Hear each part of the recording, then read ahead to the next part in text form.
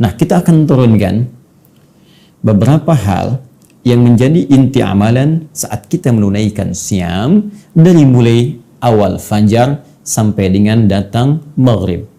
Saat adzan maghrib berkumandang, selesai kemudian waktu kita menunaikan siam dalam konteks kita berpuasanya dan masuk kemudian kepada amalan baru. Ada beberapa persoalan yang bisa kita turunkan dalam pembahasan siam ini, baik berupa amalan utama saat kita menunaikan puasa. Kemudian yang kedua, tantangan dalam kita menunaikan puasa. Dan yang ketiga, ada satu rahasia yang hadir saat kita berbuka. Baik saudara-saudariku, kita akan mulai dulu dengan pembahasan yang terkait dengan bagian pertama, amalan apa yang bisa kita maksimalkan saat kita menunaikan ibadah siam Ramadan, khususnya dalam konteks penunaian dari fajar sampai dengan ke maghrib. Seperti pernah saya uraikan di pertemuan sebelum kita masuk ke dalam bulan Ramadan, bahwa hal terbaik yang bisa kita lakukan dalam konteks menunaikan ibadah adalah mengikuti petunjuk Al-Quran dengan cara melihat keteladanan dari praktek ibadah Rasulullah Sallallahu Alaihi Wasallam yang ditiru kemudian oleh para sahabatnya, ditiru lagi oleh para tabi'in dan generasi-generasi setelahnya. Ini adalah pengamalan dari perintah Al-Quran di surah ketiga Ali Imran itu ayat 31. Qul in kuntum tuhibbunallaha fattabi'uni. Katakan Muhammad SAW, jika kalian, maksudnya ke kita umat-umat Nabi Muhammad, benar-benar serius mencintai Allah, maka buktikan cinta itu dengan cara mengikuti petunjuk-petunjuk Nabi. Ketika Anda bisa ikuti itu, yang disebutkan tadi di Quran surah ketiga ayat 31, maka berpeluang apa yang kita ikuti itu menjadi teladan bagi diri kita, sekaligus kita pun akan jadi teladan bagi orang lain. Itu yang disebut dengan uswah namanya. Maka Allah tegaskan di Quran surah ke-33 ayat 21, dengan cara mengikuti Nabi ini ada keteladanan pada diri Rasulullah. Laqad kana lakum fi Rasulillahi uswatun hasanah. Sungguh ada, kami telah tetapkan pada pribadi Rasulullah sallallahu alaihi wasallam keteladanan yang terbaik, yang jika kita bisa ikuti, kita pun jadi teladan lagi. Nah, di antara keteladanan yang bisa kita keluarkan dari amalan-amalan Ramadan yang dikerjakan oleh Nabi, secara umum saya ingatkan lagi terbagi kepada 3 amalan utama yang diinfokan oleh sahabat junior pada saat itu yang seringkali membersamai Nabi Sallallahu Alaihi Wasallam, yaitu sahabat Ibnu Abbas, ya, radhiyallahu taala anhuma. Ya. Karena Rasulullah sallallahu alaihi wasallam adalah Rasulullah sallallahu alaihi wasallam ajwadan nas wa ajwadu ma yakunu fi Ramadan. Beliau sallallahu alaihi wasallam, kata Ibnu Abbas radhiyallahu taala anhuma, adalah pribadi yang sangat baik, pribadi yang sangat dermawan, orang yang senang berbagi. Jud itu menandakan sifat mulia dari segi kedermawanan. Ya, dari segi kemuliaan. Jadi selain lemah lembut, jud itu juga bisa diartikan sering berbagi dari segi materi. Ya, sudah orangnya lembut, ramah, suka berbagi. Ya, jadi kita ambil satu garis materi yang disampaikan sahabat Ibnu Abbas, ya, wa ajwadu ma yakunu fi Ramadan. Sedangkan saat Ramadan tiba itu tambah lagi sifat lembutnya, tambah lagi dermawannya. Maka kita bisa gambarkan di sini amalan pertama yang dicontohkan oleh Nabi sallallahu alaihi wasallam, yaitu menampilkan sifat jud, al-jud, ya, bisa kita artikan ramah dari segi perilaku, lembut, dan spesifik dari segi materi dengan sifat dermawan, gemar berbagi, ya, berbagi. Nah, jadi Nabi ingin contohkan begini, puasa itu seharusnya melatih kita menjadi pribadi yang lebih baik. Ya, karena itu orang-orang kalau sudah tiba puasa itu bisa dilihat siklus kriminalitas itu menurun. Ya. Bahkan bisa dipastikan di negara-negara muslim yang banyak orang Islamnya, atau bahkan negara Islam itu sejak dulu, ya, Dari sejak Nabi SAW, sepeninggalnya dan seterusnya. Tiba Ramadan, sudah semua meningkatkan ketaatan kepada Allah Subhanahu wa Ta'ala. Ya, pencurian sangat minim, ya, dusta, apalagi kalau ada konteks korupsi lebih besar lagi, lebih dahsyat lagi, itu hilang. Hilang, dan hilang. Maka amalan yang bisa kita kerjakan dilatih. Yuk kita mulai latih. Mohon maaf, jadi anak yang lembut. Jadi istri yang lembut. Suami yang lembut. Ayah yang lembut. Kawan yang lembut. Ya, dalam pengertian sesuai dengan konteksnya masing-masing. Ya, karena kelembutan itu tentu ditempatkan di tempat yang baik. Ya, jadi kalau lawannya tegas, nanti ketegasan ditempatkan pada tempatnya. Nggak bisa semua praktek lembut pada setiap tempat, bukan begitu juga. Ya, lembut pada pencuri, ya tidak ya. Pada sisi waktu ketegasan mesti muncul. Tapi yang dimaksudkan Jude di sini lebih menunjuk kepada perilaku yang lebih baik. Jadi puasa itu membuat diri kita lebih baik. Nah, bagaimana menjadikan pribadi baik ini nanti dirinci lagi. Nah, sekarang langsung Nabi kasih contoh dari akar kata ini. Ya, menunjuk pada sifat kebaikan dalam berbagi jika punya materi. Seakan Nabi ingin katakan, berikan contoh langsung kepada kita, orang baik itu kalau dititipkan oleh Allah Subhanahu wa Ta'ala materi tertentu, baik hartakah, makanankah, ya, maaf mungkin pakaiankah, dan juga lain-lainnya, sepanjang itu bisa cukup untuk dia dan memiliki kelebihan dari aspek kecukupannya, melewati batas kebutuhannya, maka dia senang berbagi dengan orang lain. Maka Ramadan akan memilih orang-orang terbaik untuk bisa berbagi. Apalagi dalam situasi saat ini. Mungkin sebagian kehilangan pekerjaan, sebagian kesulitan makan. Ya, orang Islam tidak harus tunggu instruksi. Tidak harus bikin komite. Maka puasa melatih kepekaan kita untuk melihat siapa tetangga kita yang mungkin bisa berbagi kita makanan dengannya. Walaupun mungkin hanya kurma, mungkin sebagian dari beras yang kita masak. Ya, belum tentu kita hidup esok hari. Apa yang kita bisa katakan lebih hari ini, itu akan lebih baik jika mungkin bisa dinikmati oleh banyak orang. Maka, satu tanda seseorang bisa menjadi baik, terlihat dengan amalan puasanya, salah satunya ketika dia mampu berbagi dengan orang-orang sekitarnya. Untuk itulah nanti Anda akan banyak temukan turunan dari hadis ini, yang menganjurkan kita banyak berbagi walaupun hanya sehirup air, walaupun hanya sebiji kurma. Mungkin teman-teman seringkali mendengar itu. Ya, ini bagian yang pertama. Jadi ada amalan yang sifatnya materi, yang Masya Allah mungkin di waktu-waktu saat ini bisa kita maksimalkan. Oke, yang kedua, untuk melatih jadi baik ini, khususnya dari segi perilaku, maka ditunjukkan nanti dalam hadis-hadis yang lain, bahwa Nabi meminta kita untuk meningkatkan kuantitas amal yang langsung berpengaruh kepada perilaku, khususnya sholat. Karena sholat itu diantara amalan yang spesifik, dampaknya, akibatnya, manfaatnya akan langsung berdampak positif pada perubahan perilaku kita. Itu ditemukan dalam Al-Quran surah ke-29 ayat ke-45. Ya, Allah sampaikan, "Utslu ma uhya ilaika minal kitab wa aqimis shalah." Baca, pelajari setiap apa yang diwahyukan kepadamu Rasulullah SAW Muhammad, ya. Kemudian dari situ setelah pelajari, baca, pahami, tunaikan sholat. Sungguh, sholat yang ditunaikan dengan benar itu akan mendorong pelakunya menjadi baik, terbebas dari dua sumber keburukan, yaitu fahsya dan mungkar. Baik, jadi saya sering banyak mengatakan kalau ada orang yang tidak baik, itu sumbernya cuma dua. Satu, fahsya, ya. Yang kedua adalah munkar. Fahsya, keburukan yang bersumber dari syahwat, pornografi, porno aksi, LGBT, zina, dan seterusnya. Mungkar, keburukan yang bersumber dari nafsu perut dan akal yang ditolak oleh hati kita.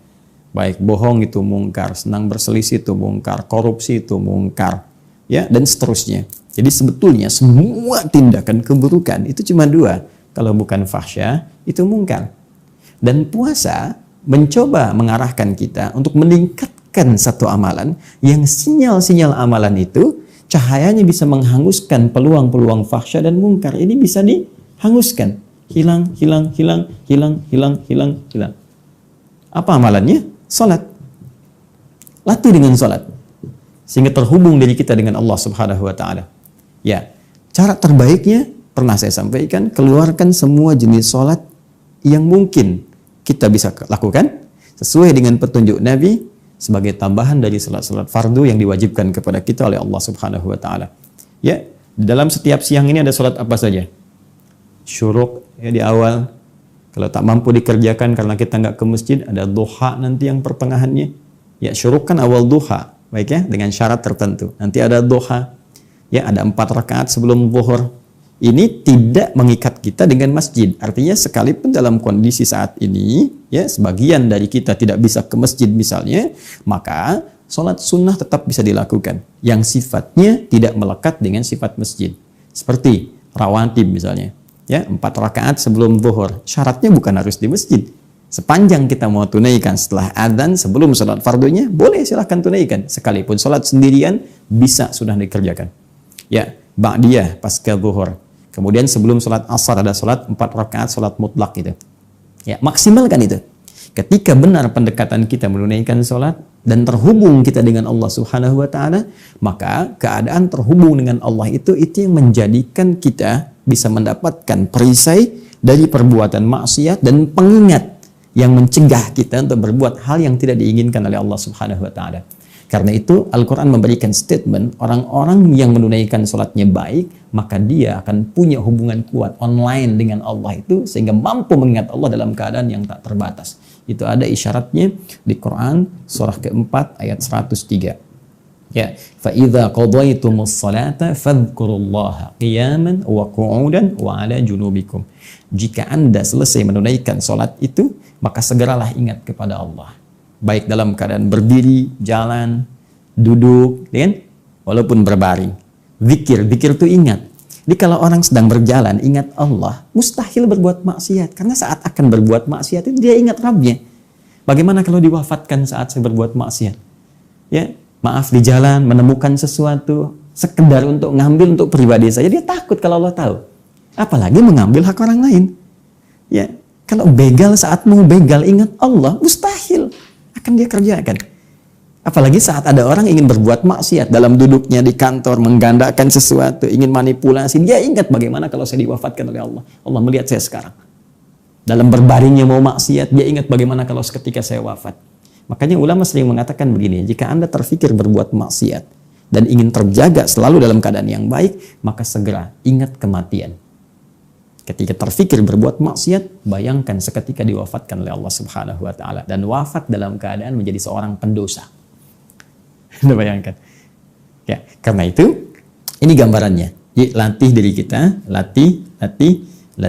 Jadi dalam hadis lain Nabi mengatakan riwayat sahabat Abu Hurairah radhiyallahu taala anhu dalam Kitabus Syam di Al-Imam Al-Bukhari dalam kitab sahihnya nomor hadis yang pertamanya. Beliau katakan as-syamu junnatun. Ya, puasa yang benar itu, alif lamnya kita terjemahkan, puasa yang benar itu junnatun, bisa menghasilkan perisai.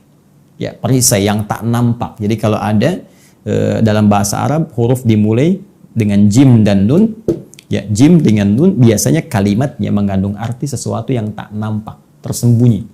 Ya, jin disebut dengan jin karena tak nampak dalam pandangan kita. Jannah, ya. Jannah tuh, jannah, surga disebut dengan jannah karena belum tampak dalam pandangan kita sekarang. Ya kan? Jinnah, ya, ada jannah, ada jinnah, ada junnah. Beda tuh, ya. Ada jin, ada jun, beda. Jin dan jun, lain kan? Nah, ada jannah, ada jinnah. Jinnah jamak dari kata jin. Minal jinnati wan nas. Tak terlihat juga. Baik, junnah di sini puasa menghasilkan junnah. Jannah, jinnah, junnah. Junnah itu perisai. Ya, yang tak nampak dalam pandangan kita. Jadi perisai ini kan fungsinya mencegah sesuatu yang membahayakan. Orang di medan perang punya perisai, ada baju zirah, ada tamengnya, ya. Ini perisai.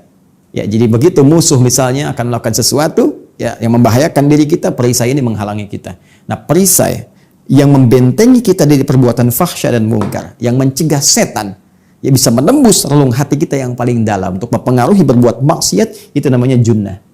Di puasa itu melatih kedekatan kita dengan Allah sehingga Allah memberikan perisai pada diri kita. Orang yang punya perisai ini disebut dengan junnah tadi karena rajin menunaikan ibadah dalam puasanya, maka perisai itu yang akan menghambat perbuatan maksiat masuk menembus dirinya. Begitu ada bisikan misalnya, ambil sendal orang ini nih, mumpung gak ada orang ke masjid, ambil kotak infaknya. Bisa, masuk, tek, tek, tek, tek. Itu kalau orang ada perisainya langsung mental kalimat itu. Tek, pergi. Tidak. Saya masih ingin bertakwa. Tidak. Bagaimana kalau saya diwafatkan dalam keadaan berbuat maksiat? Hei, ini musim bantuan-bantuan. Ayo ambil keuntungan dari bantuan itu. Kalau bisa ambil tarif dari situ. Kalau bisa kasih yang ini sedikit, yang lain banyak. Hati-hati. Kalau perisai yang masih ada, bagaimana ketika saya mengambil keuntungan dari situ saya diwafatkan oleh Allah? Nah, ini junnah namanya. Karena itu orang-orang yang rajin ibadah, khususnya rajin menunaikan sholat, itu akan kuat junnah dalam dirinya. Akan kuat perisai pada dirinya. Karena itu kemungkinan besar orang ini akan selalu berperilaku baik dalam kehidupannya. Karena semua bisikan-bisikan fahsya dan mungkar tidak akan tembus pada dirinya, dihambat oleh perisai yang ia bisa dapatkan dalam konteks menunaikan ibadah saat ia puasa itu. Dua. Dan yang ketiga, ya, Ibnu Abbas radhiyallahu taala anhu mengatakan, "Hina yalqahu Jibril alaihi salam fi kulli lailatin min Ramadan." Memang ini spesifik nanti di malam harinya, tapi juga ibadahnya bisa bersifat umum mencakup di siang harinya. Apa itu? Ya, yudarisuhul Quran, tadarus Al-Quran, belajar Al-Quran, interaksi dengan Al-Quran. Di bagian ketiga, Al-Quran. Ya, Anda bisa petakan nanti untuk mempelajari Al-Quran ini dengan 3 peta utama. Ya, ada yang disebut dengan qiraah, ada yang disebut dengan tilawah, ya, ada yang disebut dengan terakhir tahfidz. Dan amalan ini sebagian ulama bahkan menyebutnya amalan penentu orang-orang yang memang mendapatkan manfaat dari Ramadan. Jadi kalau nggak mengerjakan amalan ketiga ini, seakan-akan dia nggak dapat Ramadan gitu. Ya, ada sebagian berkomentar demikian. Kenapa? Karena Ramadan sendiri disebut oleh Allah Subhanahu wa taala dengan bulan diturunkannya Al-Qur'an. Sehingga sebagian ulama mempopulerkan dengan bulan Al-Qur'an. Bulan Al-Qur'an. Itu statementnya ada dalam pernyataan di firman Allah, Quran surah kedua Al-Baqarah ayat 185.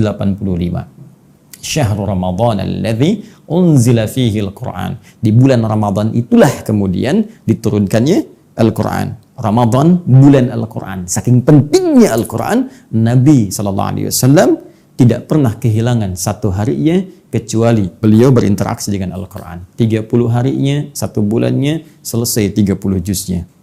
Nah sekarang kalau saya ingin berinteraksi dengan 3 pendekatan ini, qiraah bagaimana? Tilawah seperti apa?